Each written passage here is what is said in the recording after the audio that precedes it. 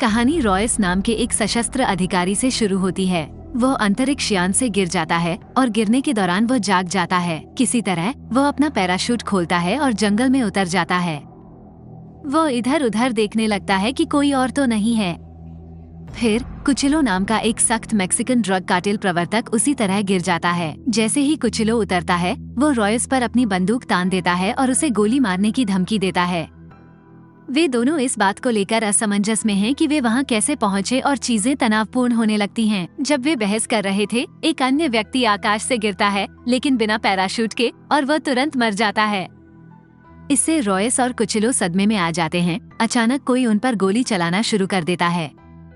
वे तुरंत आश्रय ढूंढते हैं और हमलावर को पकड़ने की योजना बनाते हैं। सौभाग्य से योजना काम करती है और रॉयस उस आदमी को बंदूक की नोक पर पकड़ सकता है। जब उन्होंने उससे पूछताछ की तो उन्हें पता चला कि वह आदमी निकोलाई नाम का एक स्पेत्सनाज़ सैनिक है, जो भी उसी तरह जंगल में पहुंच गया था। वे तीनों अपने मतभेदों को एक तरफ रखकर जंगल से बाहर निकलने का रास्ता खोजने के लिए मिलकर काम करने का फैसला करते हैं। कुछ देर चलने के बाद उनकी नजर एक सख्त दिखने वाली महिला पर पड़ती है, जो एक स्नाइपर से उन पर निशाना साध रही है। वह इसाबेल है, एक IDF स्नाइपर।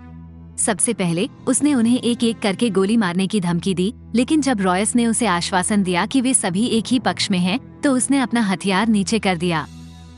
इसाबेल उन्हें बताती है कि वह अपने जीवन में कई जंगलों से गुजरी है, लेकिन उसने इसे पहले कभी नहीं देखा है। उसने ये भी उल्लेख किया है कि उसने और भी लोगों को पैराशूट के साथ आसमान से गिरते देखा है।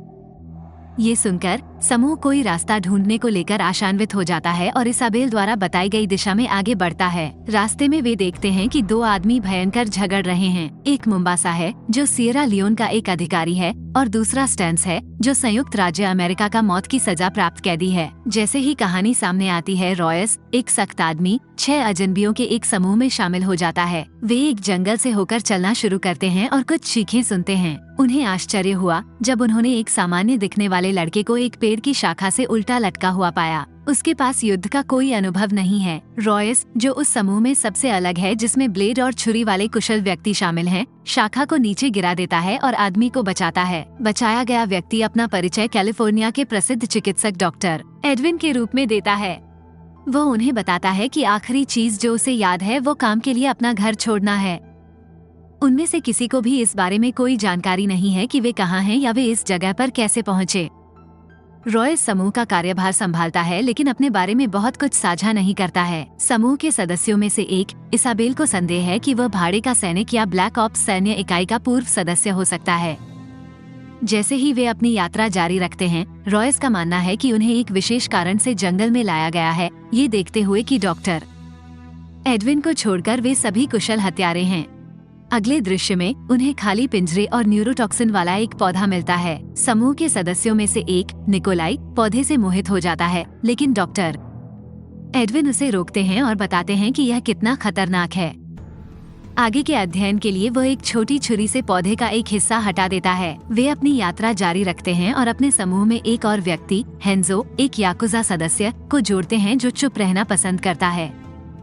बाद में इसाबेल ने रॉयस को बताया कि उनका चुंबकीय कंपास इस जगह पर काम नहीं कर रहा है। रॉयस ने खुलासा किया कि उनके आने के बाद से सूर्य ने आकाश में अपनी स्थिति नहीं बदली है, जो दर्शाता है कि यह जंगल किसी भी सामान्य जंगल से अलग है। जैसे ही वे जंगल में खोज करते रहते हैं, मोम्बासा गलती से घातक जालों की एक श्रृंखला शुरू कर देता है। असंख्य लकड़ियां, नुकीली वस्तुएं और कीलें उनकी ओर बढ़ती हैं।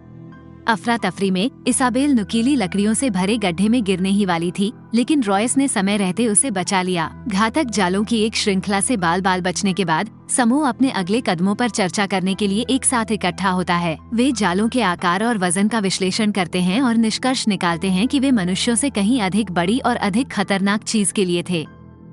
पास में उन्हें एक अमेरिकी विशेष बल अधिकारी का क्षत विक्षत शव मिला। जब निकोलाई सैनिक की जेब में जाता है तो उसे एक दस्तावेज मिलता है, जो दर्शाता है कि सैनिक को अफगानिस्तान में तैनात किया जाना था। रॉयस ने लाश की जांच की और अनुमान लगाया कि जिस विशाल जीव के लिए जाल बनाया गया था, उसने सैनिक को मार डाला होगा। जैसे ही वे बात करते हैं, उन्हें एहसास होता है कि थर्मल दृष्टि का उपयोग करके एक अज्ञात उपस्थिति उन पर नजर रख रही है। समूह आगे बढ़ने का विकल्प चुनता है और जल्द ही उन्हें एहसास होता है कि वे पृथ्वी पर नहीं हैं, क्योंकि अपरिचित आकाश स्पष्ट हो जाता है। उन्होंने जो अजीब घटनाएं देखी हैं, वे समझ में आने लगती हैं। रॉयस ने उनके घर का रास्ता खोजने के लिए एक योजना बनाने की तात्कालिकता पर प्रकाश डाला। जंगल में वापस अविश्वसनीय गति से चलने वाले विशाल एलियन कुत्तों द्वारा उन पर हमला किया जाता है। समूह अधिकांश कुत्तों से लड़ने के लिए अपनी बंदूकों का उपयोग करता है, लेकिन एक खतरनाक रूप से इसाबेल के पास आता है। जब उसकी स्नाइपर राइफल जाम हो जाती है तो वो अपनी रिवॉल्वर का सहारा लेती है और बिना किसी प्रभाव के बार बार फायरिंग करती है। इसाबेल इसे एक हताश कदम मानती है, लेकिन उन्हें आश्चर्य होता है जब एलियन कुत्ता पीछे हट जाता है। फिर से एक समूह के रूप में इकट्ठा होकर रॉयस उन्हें सचेत करता है कि उनका शिकार किया जा रहा है। वो सभी को अपने हथियार पुनः लोड करने का निर्देश देता है, क्योंकि हमले अप्रत्याशित होते हैं और पुनः लोड न करना मूर्खता होगी। हालांकि उन्हें पता चला कि कुछ लोग गायब है, जिससे उन्हें चिंतित खोज का सामना करना पड़ा।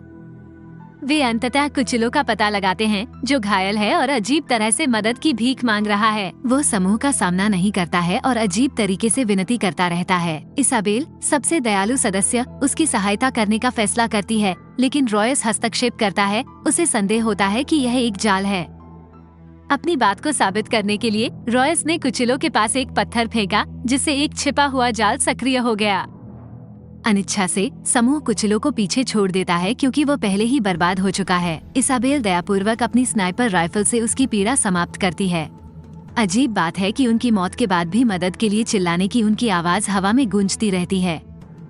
रॉयस के नेतृत्व में समूह एलियन कुत्ते के पैरों के निशान का अनुसरण करता है और एक रहस्यमय शिकार शिविर में पहुंचता है। जैसे ही समूह क्षेत्र का पता लगाता है, उन्हें एक अजीब प्राणी मिलता है जिसे बांध दिया गया है। अचानक 4 बड़े और अधिक खतरनाक जीव आते हैं और वे मोम्बासा को बेरहमी से मार देते हैं। शुक्र है बचे हुए लोग भागने में सफल हो गए और पास की नदी में कूद गए। यहाँ उन्हें शिकारियों, जंगल के सच्चे राजाओं से परिचित कराया जाता है। उनमें से 4 हैं, प्रत्येक की अपनी अनूठी क्षमताएं हैं: क्लासिक, ट्रैकर, बाज और निडर।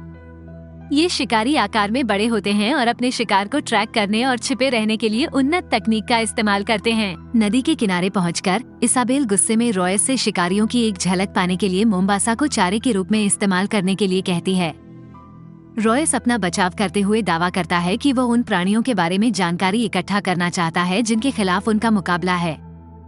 फिर वो इसाबेल से एलियंस के बारे में अपना ज्ञान साझा करने के लिए विनती करता है। शुरू में झिझकते हुए अंततः उसने खुलासा किया कि उसने इन प्राणियों के बारे में पहले भी सुना है।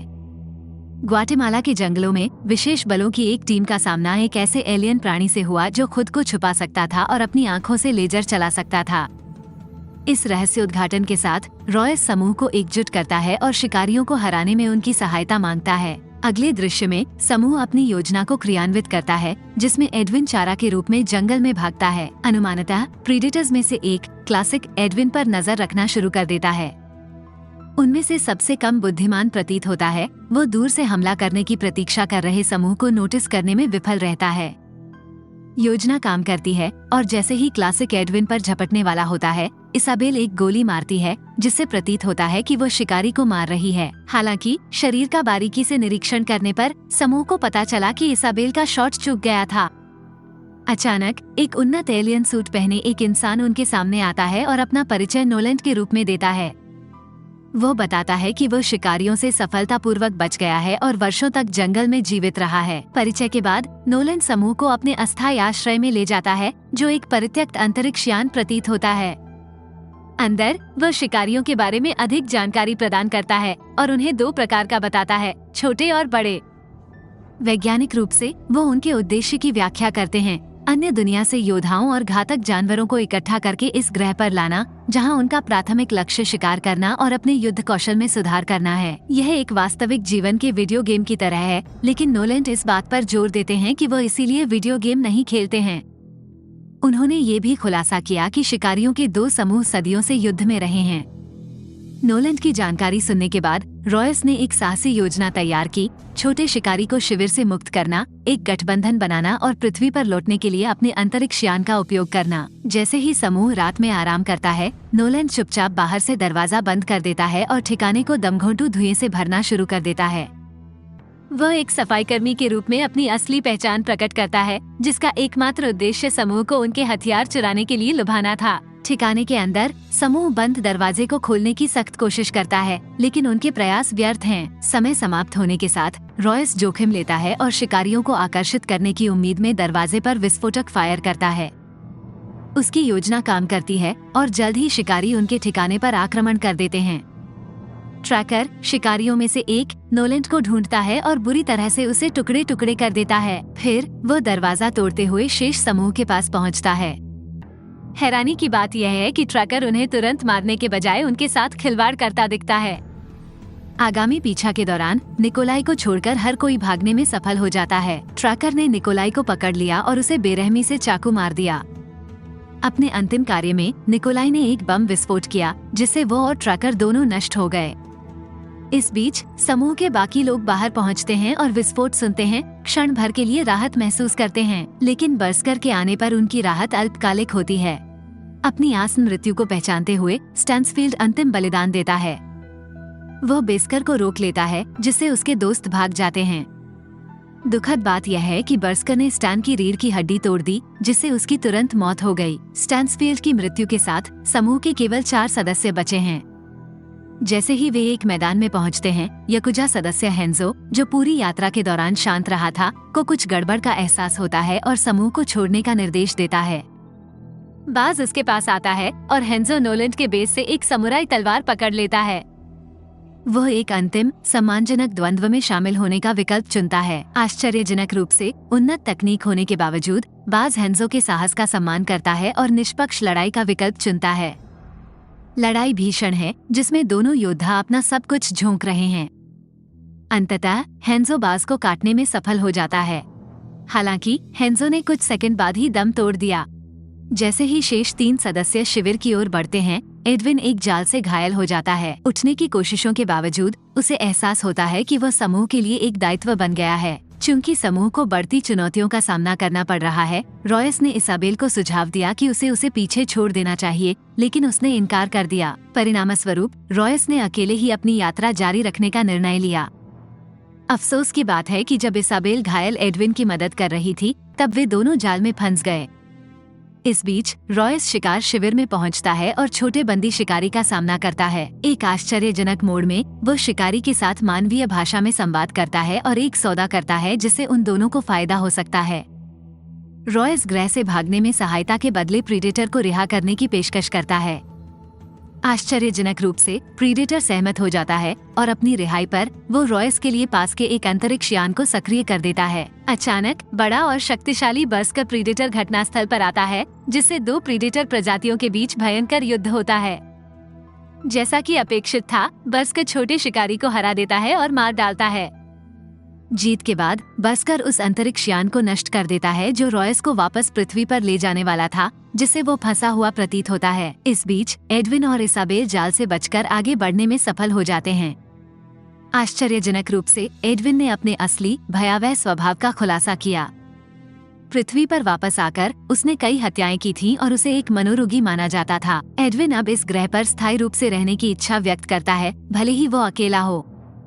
इसाबेल को स्थिति के खतरे का एहसास होता है, क्योंकि एडविन की जहर लगी छुरी से उसका गला कट जाता है। न्यूरोटॉक्सिन से पैरालाइज्ड होकर वो असहाय हो जाती है। रॉयस अंतरिक्ष यान से चूक गया, इसाबेल और एडविन को खोजने के लिए लौट आया। वो लकवाग्रस्त इसाबेल को यह विश्वास करते हुए ले जाता है कि शिकारी ने उस पर हमला किया है। जैसे ही रॉयस उसके घावों पर ध्यान देता है, एडविन उस पर पीछे से हमला करने का प्रयास करता है। हालांकि रॉयस तैयार है और एडविन के स्कैल्पेल का उपयोग करके उसे मारने के लिए हमले का मुकाबला करता है। फिर वह लकवाग्रस्त एडविन के भीतर विस्फोटक प्रत्यारोपित करता है और शेष शिकारी को लालच देता है। जब बर्स्कर एडविन पर हमला करता है तो एक बड़ा विस्फोट होता है, लेकिन ये शिकारी को खत्म करने के लिए पर्याप्त नहीं है। रॉयस अगले कदम के लिए तैयार है, ये जानते हुए कि शिकारी थर्मल दृष्टि का उपयोग करके अपने शिकार का पता लगाते हैं। वो भ्रम पैदा करने के लिए खुद को कीचड़ से ढक लेता है और हर जगह आग जलाता है। योजना शुरू में काम करती दिखाई देती है, क्योंकि बर्स्कर भ्रमित हो जाता है। हालांकि यह अंततः रॉयस के दिल की धड़कन को ट्रैक करता है और हमला करना शुरू कर देता है। जैसे ही इसाबेल को होश आता है, वो अपनी स्नाइपर राइफल तक पहुंचने के लिए अपनी ताकत जुटाती है। जैसे ही निडर रॉयस को मारने वाला होता है, इसाबेल उसके कंधे में गोली मार देती है। मौके का फायदा उठाते हुए रॉयस उठता है और बर्सक का सिर काटने के लिए एक शिफ्ट में एक कुल्हाड़ी का उपयोग करता है, जिससे अराजकता हमेशा के लिए समाप्त हो जाती है। फिल्म इसाबेल और रॉयस के इस विचार के साथ समाप्त होती है कि आकाश से आने वाले नए शिकार के बारे में जागरूक रहते हुए पृथ्वी पर वापस आने का रास्ता कैसे खोजा जाए।